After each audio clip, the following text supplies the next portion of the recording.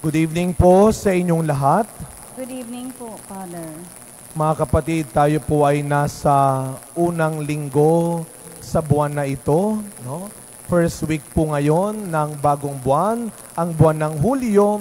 At tayo po ay nagpapasalamat dahil meron tayong mga bagong biyaya at mga bagong miyembro ng ating pamilya. Sila po ay mga seminarista, buhat sa San Carlos Seminary sa may Makati, kung saan po ako nag-aral din. Kaya let us welcome ang mga bagong miyembro ng ating parokya, mga seminarista.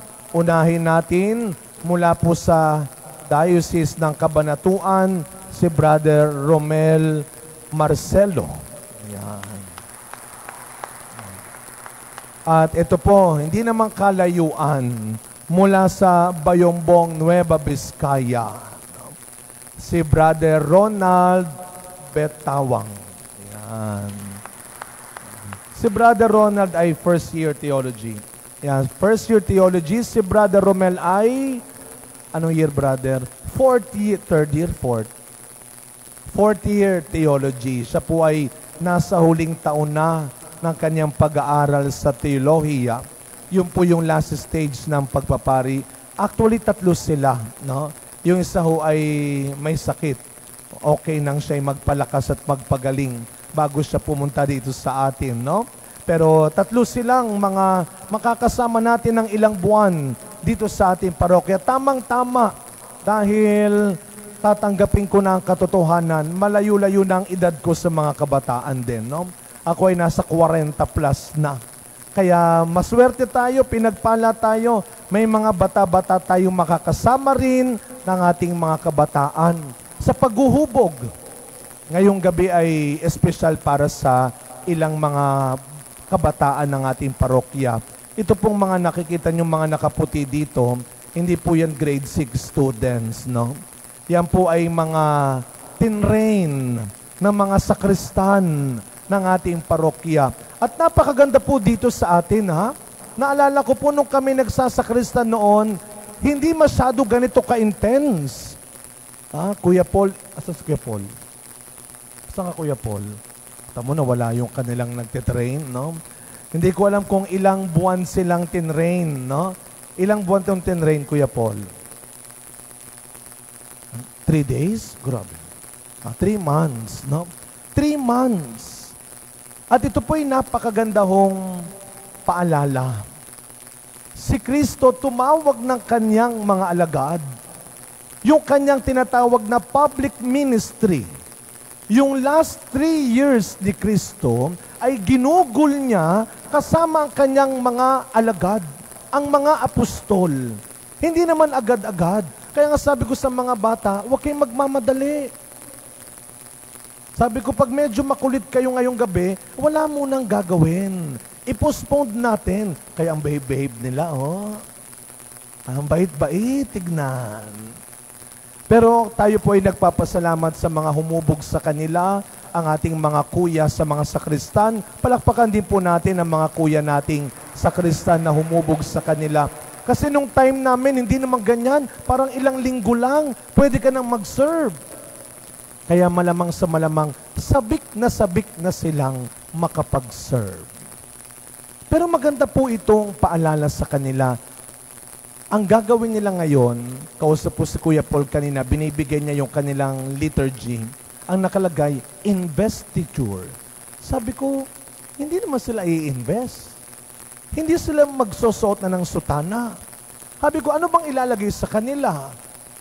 Krus, akala ko pining. Ano yan? Itatamtak sa kanila? Hindi naman daw isusuot yung krus. Sabi ko, ano kaya magandang itawag? Hindi naman investiture. Crucifixion. Isusuot nila ang krus ni Kristo. Sa isang banda, sabi namin, nakakatawa yun. Pero habang pinagninilayan ko, maganda nga naman na ipaalala sa kanila. Mga bata, ang pinapasok ninyo ay hindi club, hindi organization, ministry. At sino ang miyembro ng ministry? ministers. At anong ginagawa ng mga ministers? Naglilingkod. Hindi ito dagdag barkada lang. Hindi ito dagdag magiging kaibigan lang. Ang pinapasok ninyo ng maaga ay ang isang malalim na paglilingkod. To serve. Kagaya ng ginawa ng Panginoon kay Ezekiel sa unang pagbasa. May purpose ang pagtawag ng Diyos kay Ezekiel. Sapagkat ang mga tao noon, ang kanyang bayan, nagtatakwil sa kanya o nagtataksil sa kanya. Pero hindi sumuko ang Diyos, kaya marami siyang tinawag, kagaya ni Ezekiel. Merong malalim na dahilan. Hindi lang siya uutusan, siya'y bibigyan ng kapangyarihan. Kaya ang isusot nyo mamaya, krus. Hindi yan another bling-bling lang. Hindi yan another na collection lang. Ang krus ay kapangyarihan. Kaya hindi nga tinatanggihan, tinatalikuran ng krus. Ano ang sabi ni Pablo? It is when I am weak that I am strong. Dahil kay Kristo, ang krus na noon ay simbolo ng kahihiyan, naging kaligtasan, naging kapangyarihan. Ang krus noon ay simbolo ng kahinaan, pero dahil sa ginawa ni Kristo, ang krus ay naging kalakasan, kapangyarihan.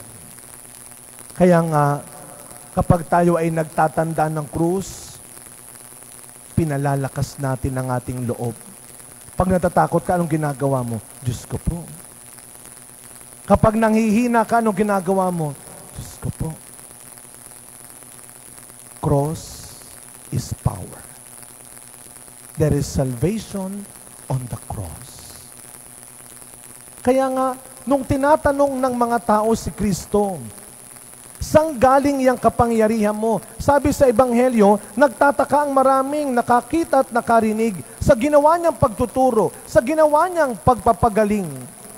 Mga bata, mga kapatid, kapag tayo po ay nakikita ng mga tao na may nagagawa tayong mabuti at maganda, tanggapin natin ang katotohanan. Minsan nagtataka sila, sino ba yan?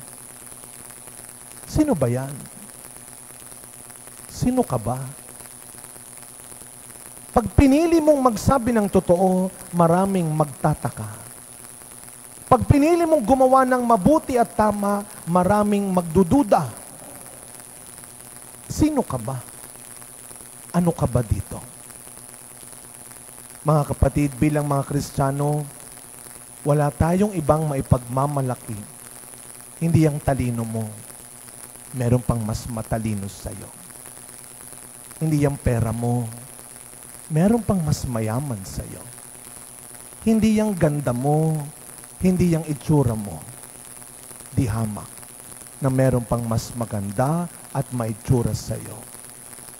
Pero ang lagi nating maipagmamalaki ay ang krus ni Kristo.